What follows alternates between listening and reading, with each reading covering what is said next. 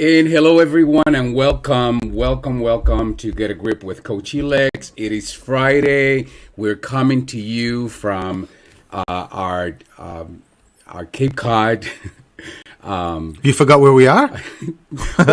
No, I'm trying to figure out. It's like our home away, our office away from the office, if you will. But anyways, we're coming to you from Winter Wonderland today. We got a beautiful, beautiful wintry scenery, and you got to shovel. And by you, I mean my co-host and my wonderful husband. Who are you? Stephen Frederick Masick. That's who I am. Also known as Stephen the Medium. Yes. And for those of you who know a little bit about us, Stephen and Elex, we are known as Steelex. That's it, so baby. Today you have Steelex, the show. And Stephen, today we have a wonderful guest, Elle Whitneben. She is an amazing friend, client, colleague, and we are going to talk about debunking common myths that will help you fuel your 2022 nutrition goals. So I say I'm in. I love it. Yeah, because last week we talked about New Year's resolutions and how, when we talk about New Year's resolutions, they really don't work. There's a lot of studies that show that they don't work. By mid-January, people forget about resolutions. But if we were to do a survey, the number one resolution for most everyone is losing weight, right? That's amazing. After the holidays. So she's going to really help us better understand how to fuel whatever that goal looks like and that commitment to health and wellness, if you will. But let's talk a little bit about what's going on. How are you doing? What's going on with you? Well, I was just thinking when you were talking about New Year's resolutions, yes. You're gonna remember this, that every spring for Lent, my mother would allegedly give something up, and it was almost every year, I think, that she would come to us and say she was giving up sweets. And then as whatever period of time Lent went for, we would be out and my mother would order cake, and I'd say to her, I thought you gave up sweets. No, cake's not sweets. And then the next time was cookies. No, cookies aren't sweets. And I remember one year saying, well, then what are sweets then? And she said, things like lollipops. And I said, when's the last time you had a lollipop? Well, that's not the point. That was my mother. I don't know, but that just sparked a memory when you just said that. So things are going busy on this end, very busy with readings and studying this new year, and all the different projects that will be coming up that I'm working on. So I'm very excited. And if people are tuning in for the first time, tell them what you do. When you say readings, are you hosting a book club? Yes. I'm on my third book. Yes, exactly. And so just come to see me at Barnes & Noble. No, as a reading medium. I chat with dead people, and a lot of people can say, I talk to dead people. We can all talk to dead people. The difference is I hear them talk back. That's the big difference. So in the readings, that's what I do. And if you're interested in the reading, just go to my website, stephenthemedium.com, and you can check out my calendar and see the availability.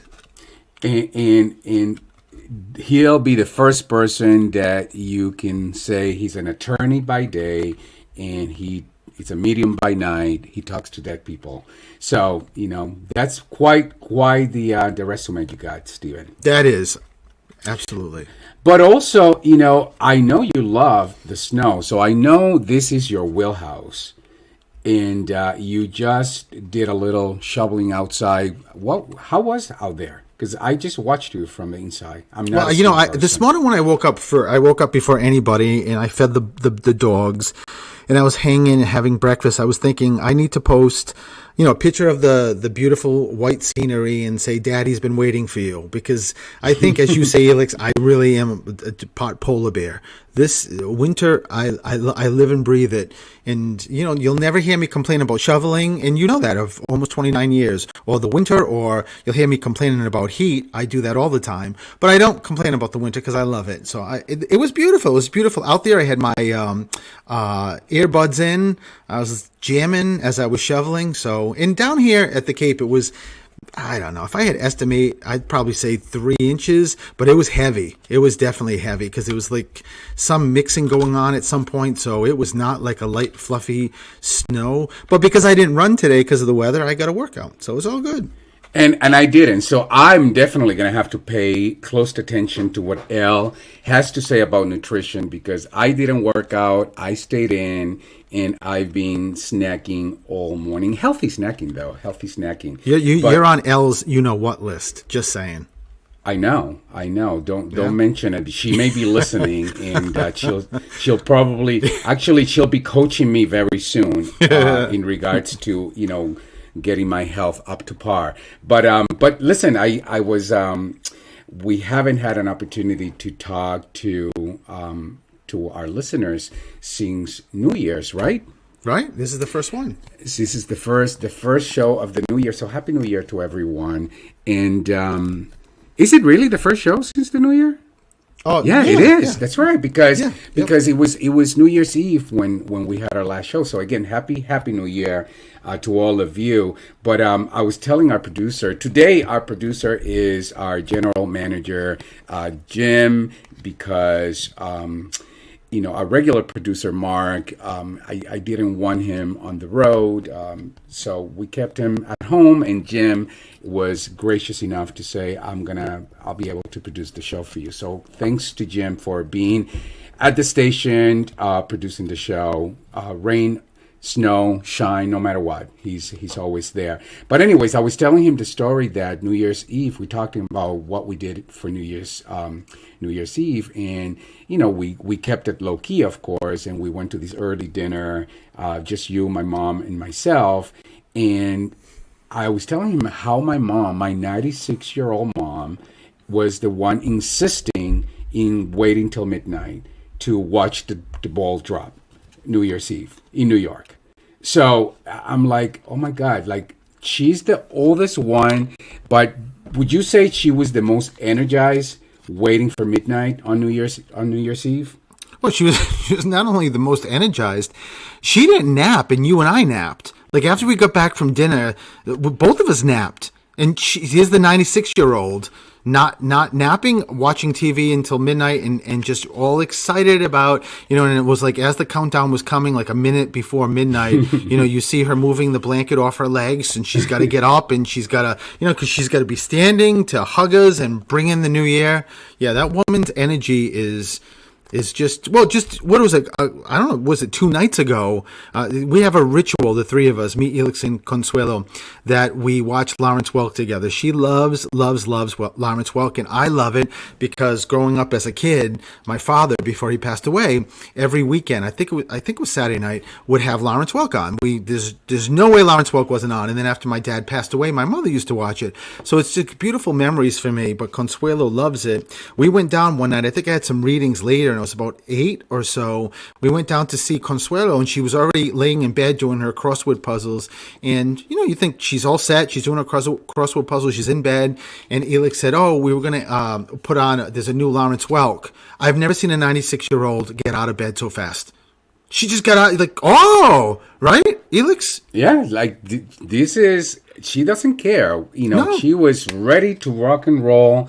And but that's my mother, and we so appreciate it. I was telling Jim that I was, because Puerto Rico is 1 hour ahead, and she was watching some of the networks, the Spanish network. I said, Mom, we could watch the Puerto Rico network, and we could say goodbye to 2021 at 11 because it'll be midnight there. Oh nope. I want to wait for New Year's, New York. The ball from New York City to drop. I'm like, okay. So we will wait.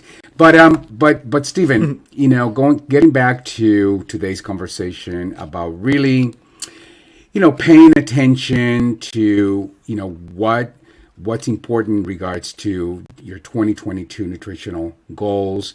And in particular, I want Elle to help us debunk some of the common myths that most of us, many of us have about nutrition that really get in the way of really taking action, committed action towards, those nutritional goals. So we're going to make sure that we debunk those common myths so that we can really help you fuel that plan for 2022. And so I'm really excited about it because I know there's a lot of myths out there, and you and I were talking a lot about, people who are thin. We have friends who are thin and who have that misconception that just because they're thin, they're healthy, and that may not be so.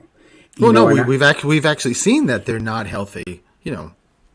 Well, absolutely. I mean, they get sick very frequently, and they have a lot of, health issues. And actually, that's really interesting because, Elle will also help us understand why nutrition it's important, not just because it's going to help you lose weight, not just because it may help you improve your cholesterol or your high blood pressure. And often, to be honest with you, I think that's a myth that people focus on nutrition, because I have high cholesterol or because I have, high blood pressure, or because I want to lose weight.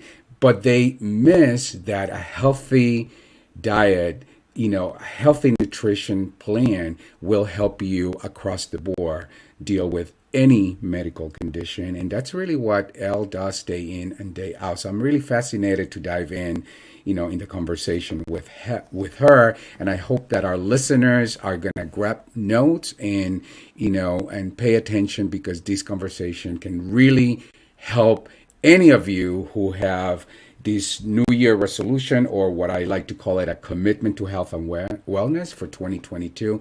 This will help you start that plan in the right foot. So I think I'm excited. Are you excited, Stephen? I know you have. Of course, I've never met Elle, but I am really, really excited to chat. Yeah, me too. So let's do this. I think we're going to take a break, and when we come back, we're going to have Elle Winnebend join us, and we are going to talk about fueling your nutrition goals for 2022. We'll be right back.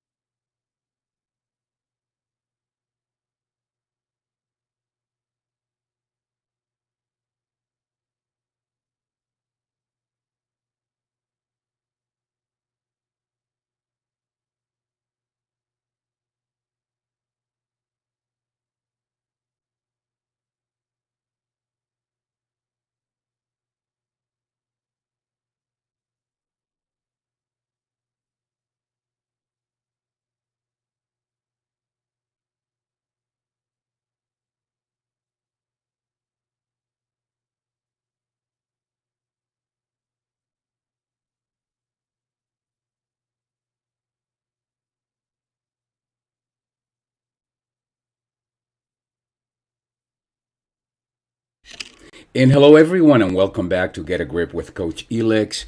Today's show is about debunking common myths to help you fuel your 2022 nutritional goals. And I have the honor and the privilege to have as a guest a friend, a colleague, a client, registered dietitian, Elle Winnebend. Elle is somebody who It's board certified and specialist in obesity and weight management. She provides medical nutrition therapy for a variety of conditions, and she specializes in weight management and pelvic health. Elle, hello. Good afternoon, Elix and Steven. Hi, Elle. How are you guys? We are so excited to have you be part of our show, and in particular because this conversation is a really important conversation for both of us. Actually, both Stephen and I are very committed to our health and wellness. And actually, I will tell you, Stephen is the one that keeps me in the straight and narrow as it relates to my nutrition. He is like a drill sergeant. So I know that he's got a notebook and he's going to be making notes about what you say, and then he's going to be calling me out. So, but Elle, we're so happy to have you join the conversation. I talked earlier about the fact that this is the beginning of the year, and one, if not the number one New Year's resolution for many people, is to start the new year with a commitment to lose weight. And I think it's important that we're going to use this conversation, so that you can help us debunk some of those common myths that really get in the way of people fulfilling on that commitment. But first, Elle, what sparkled your interest in becoming a dietitian? My colleagues, some of ones that you know, actually recently laughed at me when I told them that I wanted to be a paleontologist until about 5th or 6th grade, until I found out that nutrition is actually a career option. So when I was young, before I really understood the science of it all, I was just amazed that something like an apple contains a bunch of different little elements that we need to function. We all need nutrition. There's no getting around that. And I know it's a phrase that we hear very often, but I really was interested in helping others become the healthiest versions of themselves. Wow. Now, Elle, so many people start the new year wanting to slim down, wanting to get back on track to being their best version of themselves, but then mid-January, somehow they forget about that. Why do you think that is? Why do you think it's difficult for people to stick to, eating well, eating healthy? Sometimes, and especially in the beginning of the new year, when you've got a lot of different media outlets talking about different diets all around you, people can go into this like all or nothing approach. And, if you're making those significant changes right off the bat, they are a little bit more hard to sustain. So I would take more of an approach of, maybe starting with some small goals to reach by mid-January. And then when you reach those goals in mid-January, because they were small and doable and sustainable, you'll be like, oh my gosh, I did this, I made these changes. Okay, what's next? So I would just recommend not doing a significant diet or a huge lifestyle change right off the bat. Okay, so and it's interesting because I was about to ask you, what's your overall approach, to helping people, stick to good, healthy nutrition, or philosophy? Is there anything else? Is there a philosophy that you hold on to when you're coaching people in this area? Well, I, like many, many other dietitians, have an all foods fit philosophy. So a lot of patients tell me, oh, I'm worried you're going to tell me that I can't eat this or this. And I tell them that the only foods I will tell you not to eat are A, foods you don't like, B, foods you're allergic to, or C, food that is expired or hazardous. It's very possible to have a balanced diet and still eat our favorite foods. Everything in moderation really has some truth to it. Stephen, you gotta love hearing this because I hear this from you all the time. I'm the kind, Elle, that I will, I often lean on those, I'm not gonna eat any carbs, right? Those kind of diets. And Stephen says that doesn't work. You gotta be able to eat anything, but watch your portions and make better decisions that way. Now, Elle, on your social media, one of the things that I notice is you said something, and this is a quote: food has no moral value. It does have nutritional value. What do you mean by that?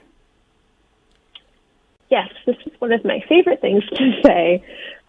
What I mean by this is that eating something like a donut doesn't mean that you did something bad or wrong. However, it does mean that you missed out on some of the nutrition that an alternative breakfast like oatmeal or apples and yogurt or something like that would have provided you. So consuming non-nutritive foods in moderation is really not a big deal, but consistently consuming them may negatively impact your health because you're missing out on all of the nutrition that comes from nutritive foods. Actually, there's a video on my Instagram that sort of helps explain this very well in more of a visual manner. And if there were a client who maybe had donuts every day, I would probably challenge them to maybe have like a couple donut holes with something else that's healthy on the side.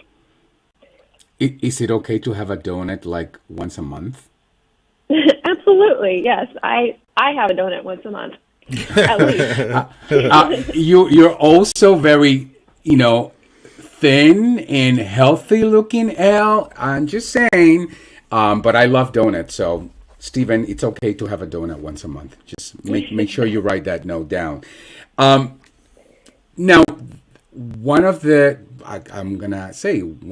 myths that I want you to help debunk is dietitians and nutritionists are the same. Are they?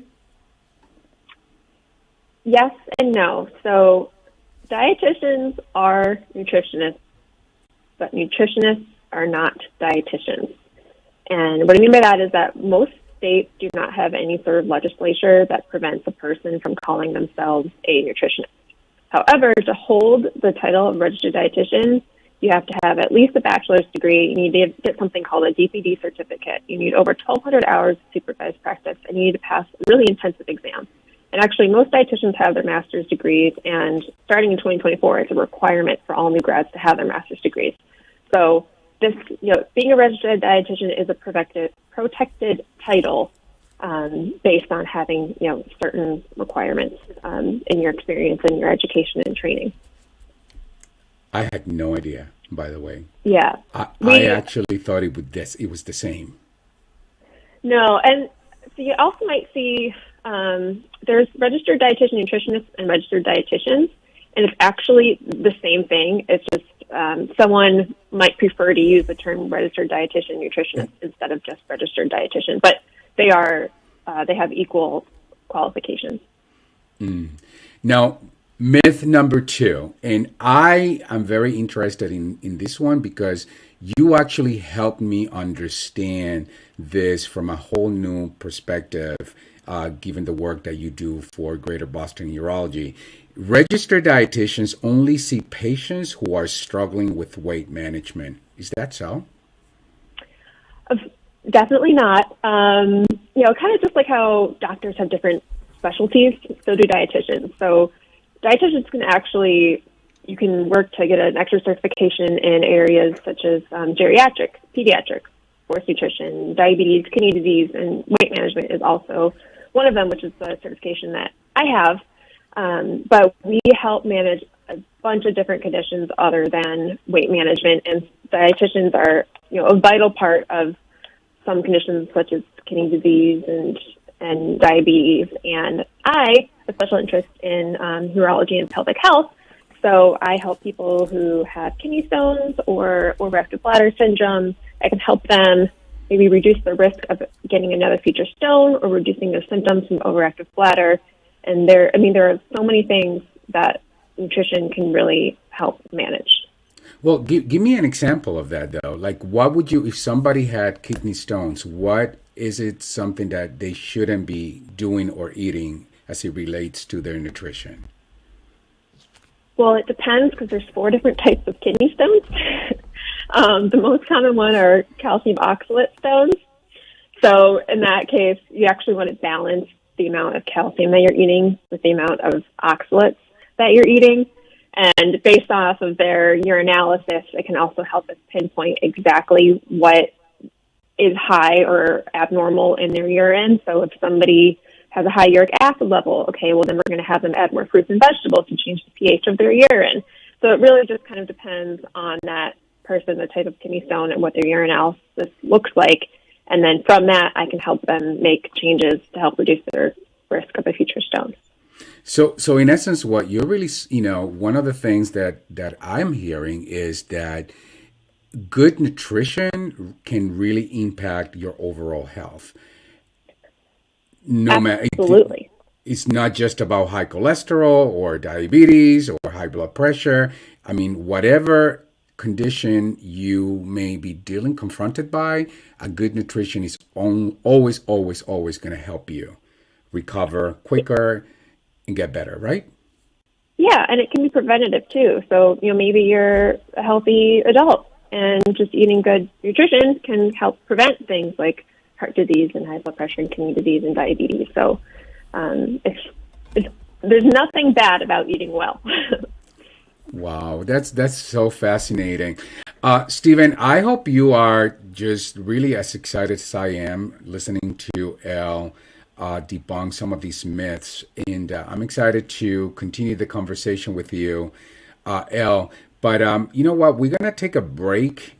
That will allow us to begin the next segment and have a little extra time. So let's go for a break. Stay with us, Elle, and we'll be right back, okay? Okay.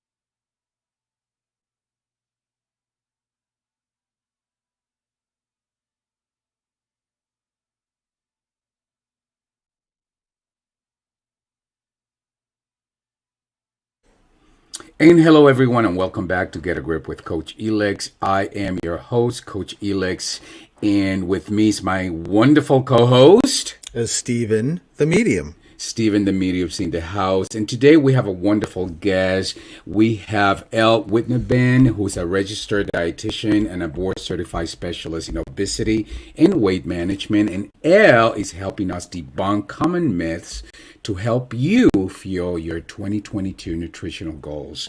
So, hello, Elle, and welcome back. Hi. So, Elle, I am going to ask Stephen if he has any questions, because I'm sure he does. I always have questions. So, Al, it's so good to meet you. And I got to tell you, I was so excited when Elix told me that you were coming on and this was going to be the subject, because I always feel like this subject is so exciting. And I think for some people it's so intimidating. And there's just, it's so much. It can be sort of overwhelming. And, but as Elix was talking to you, Elle, I was just thinking, my God, I think twice this week, I went to get my hair cut Tuesday, and the stylist that was, cutting my hair that Elix and I both go to, we've known forever, he was telling me a good friend of his is starting an all meat diet. I had never heard of that it's just meat. And he was just telling, just in conversation. And I think the day before, somebody was talking about, paleo, am I saying that right? Paleo diet? Yeah. Paleo. And it's one of those things I know Elix brought up, Elle. And Elix has over the many years we've been together, has come with, we're going to just do this and we're going to do that. And I'm always yelling at him like, no, I'm not. That doesn't work. But what do you think, Elle, is the reason? I mean, is it just because people, I know it's so hard to lose weight and it's so hard to be healthy in some people's minds anyway. Why is it simpler to jump on the bandwagon for Atkins or paleo or meat diet as opposed to wanting to reach out to a dietitian, like a registered dietitian, to really get that knowledge? I think it kind of stems back to that all or nothing complex, as well as the media. Sometimes people get really excited and really gung-ho about wanting to do something, and they go into the all or nothing, like, all right, so it's, only meat, like you said. And when you have a whole bunch of different, the news, the internet, social media, trying to market all these other diets to you, and then people talking about how it works for them, it's really easy for us to get influenced by these other, statements and testimonials. And, dietitians, we are evidence-based. We are it is our ethical duty to be evidence-based. So by seeing a dietitian, that you're getting, straight facts. It's science. Nutrition is a science. It is not an opinion. That is another thing I love to say. Nutrition is a science, not an opinion. So, I think that media can really prey on people when they're feeling a little bit vulnerable after the holidays, maybe putting on some weight or things like that. And it might just be easier for someone to go to that all or nothing approach instead of taking the time to be to really think about it. Okay, what is it that I need to change?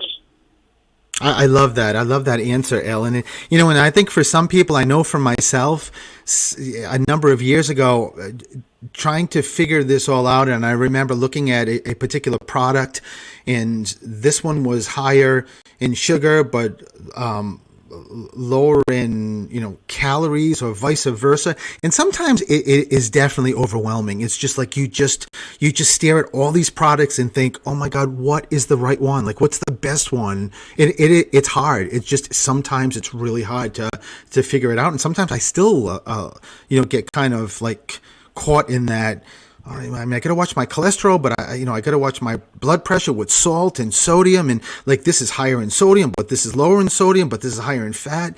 It's God bless you, Elle, for what you do. It's because there's so much. There really is so much in this area. And as a piggyback to that comment, there's a lot of contradictory information on the internet when it comes to wellness, nutrition, diet, and it makes it so much harder for people to stay in a consistent routine. So, Elle, you're talking about, look for evidence-based information, perhaps look at the source. What else can people, how can people have more confidence in finding accurate information if they're not seeing, a registered dietitian like yourself?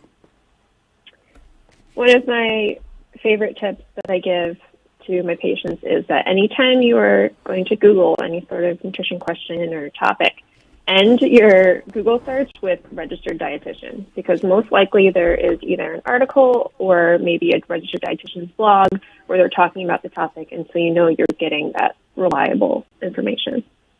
I love that. I love that. See, I would have never thought of doing that. And I think that alone, that can be a wonderful tip that can help many of our listeners. Now, I have another myth. To lose weight, you should minimize your carb intake. Is that true? There's some truth to this, but not much. So first, carbohydrates hold on to water. So that initial weight drop that you might experience on a low-carb diet is just water weight. And there have been multiple reviews of literature that show that there's no significant difference in weight loss between comparing different diets of different macronutrient compositions. So what I mean is the weight loss from someone on a low-fat diet compared to someone on a low-carb diet might not be that significant. However, in obese populations, which is what I have taken extra time to study, is a low-carb diet actually may help with weight loss a little bit more. But, still, if you're just a general healthy average adult, then I would definitely recommend a nutritious diet. 50% calories from carbs, 30% from fat, 20% from protein, which is probably what you're already eating if you're kind of eating a balanced diet. And ultimately, if someone wants to lose weight, that, because it's going to benefit their health, really the best diet is the one that works for them. And that's also where a dietitian comes in to play, because they can kind of help them figure out what that diet is. Well, here's another one, and this is it's almost a little bit the same but different group. This is a very common one. To lose weight, you should avoid all sugar, including fruit. True or not true? So this is I actually wrote a recent blog article on red flags for things that you might find on social media, and if they tell you to completely omit a food or a food group, then that's a red flag that they might not be credentialed or providing wonderful information. But my answer is no. You do not need to avoid all sugar to lose weight. Added sugar and processed foods should be consumed in moderation, but fresh fruit doesn't contain added sugar. It's just straight natural fructose, sucrose, glucose.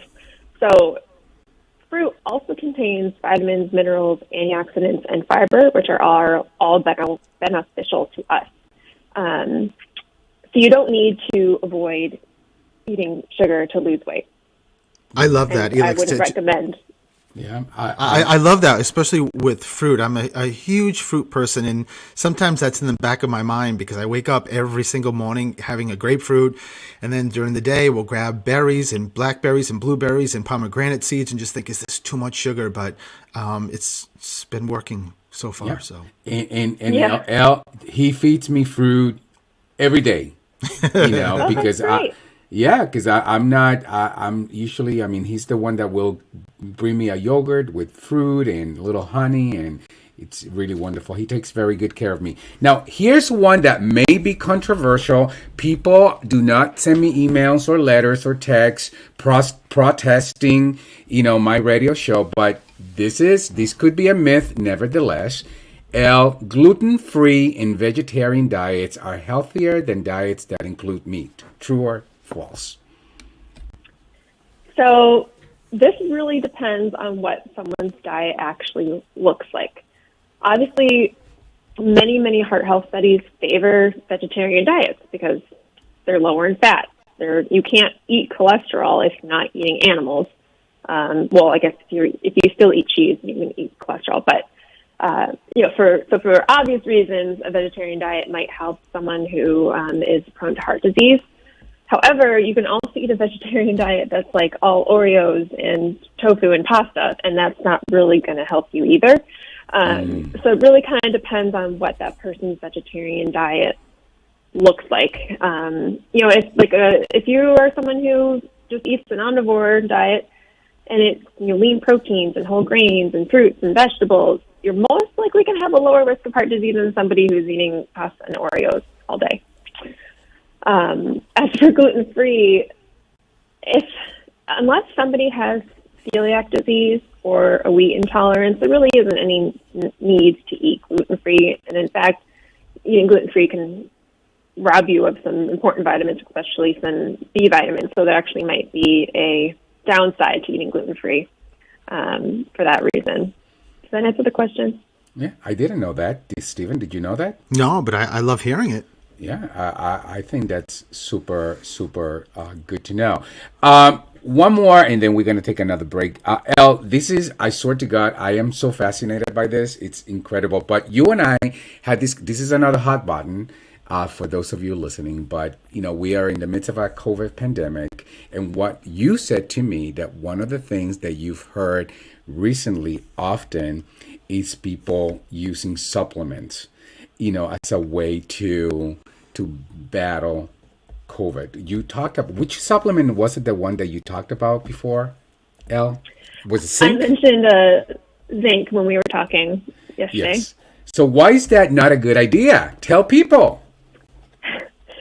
If you are chronically supplementing with a lot of zinc, it can actually cause a copper deficiency, which then can lead to, heart problems. It can even lead to any sort of like neurological issues. So a lot of people are supplementing with zinc because, they hear it's good for the immune system, blah, blah, blah. But unless you're deficient, you really don't need to take a supplement. And if you're continuing to take, 60 milligrams of supplemental zinc a day, you might end up with some unwanted side effects from, losing your supply of other vitamins and minerals. Mm-hmm. And I think that goes back to so much misinformation, whether it's on the internet and wherever sources people seek information, and it goes back to the importance of, whenever you do a Google search, make sure that you end with registered dietitian, so that you can get information that is based on scientific work, evidence based. So we're going to take another break, Elle, but please stay with us because we got plenty more to ask you about. So we will be right back.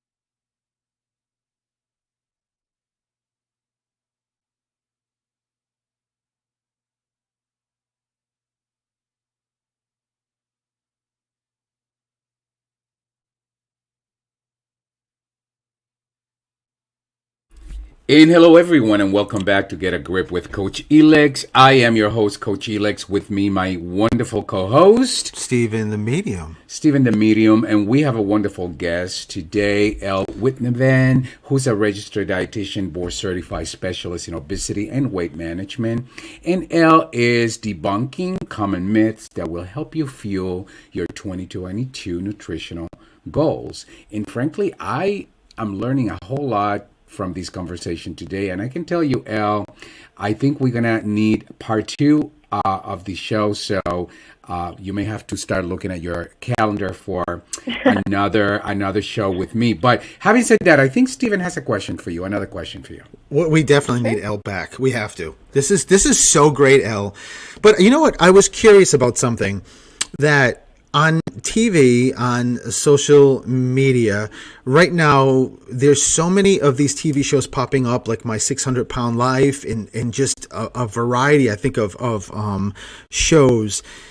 What is your opinion on, instead of following what you eat and making correct choices, just then putting that sort of aside and just going to the doctor to do stomach surgery to just, I mean, it's just, I think it's really crazy to watch these shows and just see the intake of food going in. And again, I know I sound judgmental. I don't know these people, but it just, you know, I've always had that feeling in me, Elle, that not everybody, but there could be a portion of these people that just, it's sort of like, you know, the easy way out, if you will. And I don't mean to say that in a mean way. I was just curious what your thoughts are on that. I love this question because it's my area of interest, and it's actually, you know, obesity medicine is something that has really exploded over the last few years. And we could even do a whole another show on this. It's kind of a long answer. I think we have the title. Lindsay, if you're listening, this is the title for our next show. Yes. Yeah. So I'm gonna be brief and try to explain this. But, you know, so obesity is actually considered to be a disease. And unfortunately, the more excess adipose tissue that you have, the harder it is to lose it. And that's not just because you have more, so it's harder to lose. It's because the more adipose tissue you have, the more your hormones are out of whack, the more, you know, your satiety hormones are out of whack, the more inflammation that you have. And actually, your body kind of starts fighting against you to lose weight. So it is very, very hard for people who are obese, especially the BMI over 40, to lose weight and sustain it. And that's why all the research says that if you have a BMI over 40, it is recommended to look at surgical weight loss. And the outcomes for surgical weight loss are very good. Compared, you know, the risks are relatively low compared to the outcome. It can reverse type 2 diabetes. You know, it can give you a different, it can help with your arthritis. It can help with your heart disease. It can help with just your general way of life. So obviously, you know, dietitians, we want people to eat healthy, and that is a whole part of the bariatric surgery process. But I don't want people to be afraid or think that, you know, there's a negative stigma on bariatric surgery, because sometimes it gets to a point where people cannot lose that weight on their own, and that's their body. It's not their habits. I am so glad I asked. Yeah, really, because I didn't know that, Elle. Thank you. Yeah, it gives me a whole different perspective. So the next time we watch that show, we're gonna watch it through that filter, Stephen. Yeah. Elle, this is also, you know, again, this may be a sensitive myth, but it is a myth nevertheless. How would you respond when people say superfoods are exotic and expensive, so only people with money can afford to eat healthy? Well, I guess it depends on some people might picture superfood as, you know, like a dragon fruit or some sort of exotic fruit, like you just said. However, a lot of your regular staple grocery store items are all considered superfoods. I mean, broccoli, kale, Brussels sprouts, blueberries. You can even get acai berry easily in the grocery store now. All of these foods are considered to be, quote unquote, superfoods. and they are readily available to you. And if they are not, if buying fresh produce, is maybe either out of your budget or just sounds a little overwhelming because you find that your fruits and vegetables go bad in the fridge, then you can buy frozen, and it's just as nutritious, and you can still get all those superfood benefits in those foods frozen form. Something again that I didn't know. Another myth. This is one that I am guilty of in the past, not so much anymore. Skipping a meal will help you burn fat and lose weight. So, skipping a meal is not recommended. And this is because if you skip a meal, it is much more likely that for your next meal you're going to overeat, or you're going to make more of a less healthy choice had you already had a meal prior and maybe weren't so ravenous. So skipping a meal usually ends up backfiring and not causing any sort of extra weight loss. And also there's no actual mechanism in your body that skipping a meal is going to help increase your energy expenditure or help you burn fat or anything like that. In fact, habitually skipping a meal can actually decrease your energy expenditure if you're consistently under eating. So every dietitian will just, tell you to try to eat consistently throughout the day, the little small meals or snacks every 3 to 4 hours. And that is just going to help you stay on track with making healthier choices, and you're not going to get too hungry, and you're not going to get those moody sugar loads during the day. Wow. And are there any weight loss supplements that you would recommend, or do you feel that they should all be avoided? In terms of actual weight loss supplements, there are none that I would recommend. If they were a magic pill, we'd all be taking it by now, right? So most supplements are not regulated by the FDA, and so their safety and their efficacy are completely unknown. And something that some of our listeners might not know is that the diet industry is worth $71 billion. And there's a very good chance that you are buying into that $71 billion industry and then just literally peeing out your money. And I would not recommend any weight loss supplements. Wow, I fully agree with that, and I think the other question that is in my head, given our society today, and and perhaps how judgmental we tend to be, do you see shame or guilt playing a role in people's relationship with food? Unfortunately, yes. I think that's becoming even more and more prevalent now due to social media. It really has an influence on how people can think about food, and the prevalence of eating disorders is at an all-time high, especially with COVID. Actually, a lot of people with eating disorders can't help right now because the hospitals are full. But this kind of ties back into my saying of food has no moral value, but it does have nutrient value. So your food choices do not make your worth any greater or any less than someone else. Guilt and shame are not effective motivators to change our behavior. And educating yourself or seeing a dietitian can kind of help you gain the confidence in knowing that the food choices that you're making are right for you. And that's going to help block out, those negative noises that you hear about food and body image. If you are confident in knowing that what you are eating is right and healthy for you. So I heard one time someone say that if birthday cake gives you a feeling of guilt instead of celebration, then you may want to, talk to somebody about that relationship that you have with food. Yeah. Wow. Very, very telling. Stephen, any other questions for Elle? No, I just this is definitely a lot, and so enlightening, Elle.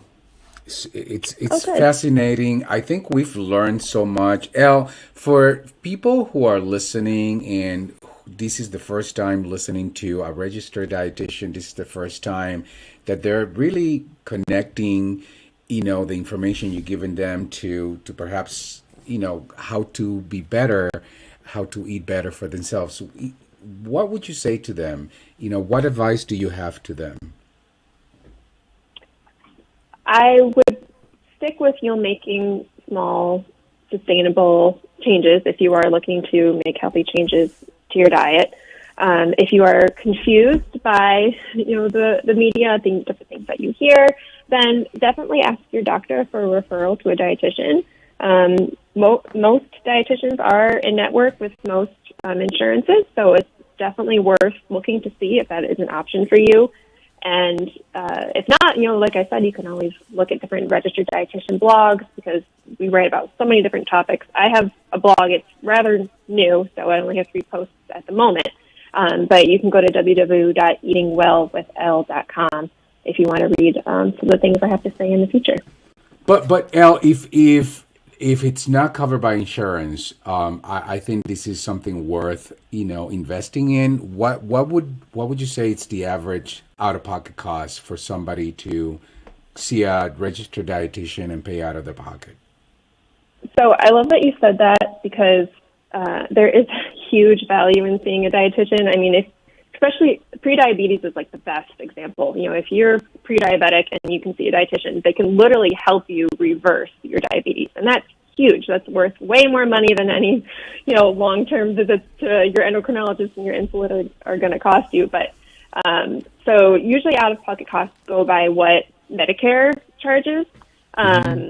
So it's about $180 for an initial visit to see a registered dietitian, and then follow-up, they're usually about half of that cost. And on an average, what would you say, like how many visits would it take for somebody to walk away with some solid information that perhaps they can, create an actionable plan and maybe, then have other follow-ups, but, not back to back? Yeah, so it depends on what they're seeing the dietitian for. A lot of my patients who are kidney stone patients are kind of like a one and done because I can really help educate them and analyze the current diet and help them put a plan in place. However, if it's something like weight management or diabetes management, then having follow-ups is so helpful for accountability, and all the research will tell you that more follow-up equals more chance of success. So it kind of just depends on what you are there for. Well, I say, listen, we pay a lot of money for gyms, memberships, and all kinds of things. This is worth spending money on. Elle, how can people find you? Where, if they want to make an appointment with you, how can they make an appointment with you? So I see patients at Greater Boston Urology in Dedham, Massachusetts, and I also see patients at New England Baptist Hospital in Boston. If you Google my name, Elle Whitnabin, then most likely you will see my Greater Boston Urology page come up, and you can click Request an Appointment, and someone will be in touch with you. And on social media, your Instagram handle is at Eating Well with Elle? That's correct. And your website is? eatingwellwithL.com. Beautiful. So there you have it. Now you have everything that you need. First of all, you can re-listen to the show. There's lots of golden nuggets. And if you want to see Elle, you know how to find her. You can follow Elle on Instagram at Eating Well with Elle, or you can look up her website at eatingwellwithL.com or Google Greater Boston Urology or Elle Whitnabin, and you will find plenty of ways to connect with Elle. Elle, thank you so much. This has been incredibly educational for me and very valuable, I'm sure, for our listeners. Stephen, any last words for Elle? No, thank you, Elle, for giving this time, because I know that you have and will help so many people just listening to this, and I think it really is just what you've given us is just giving a person the ability to take that first step, which is the biggest, I think, step. And the most important one. Yes. So, Elle, thank you so much. Lindsay will be in touch with you so that we can set you up for our obesity management part 2. And thank you again for being with us. Awesome. Thanks, Elle. Thank you, guys. Have a good day. And that brings us to the very end of our show. Thank you guys for listening. Stephen, where can they find you? Stephen the Medium everywhere. everywhere. And if they want to make appointment for a reading with you, how can they do that? StephenTheMedium.com. StephenTheMedium.com. And they can find, I'm talking like as if I'm a third person. They can find me, or you can find Elex at Coach Elex on social media. And again, thank you, everyone. And I hope this was a valuable show for all of you. And we'll be back next week. Bye. Bye, everyone.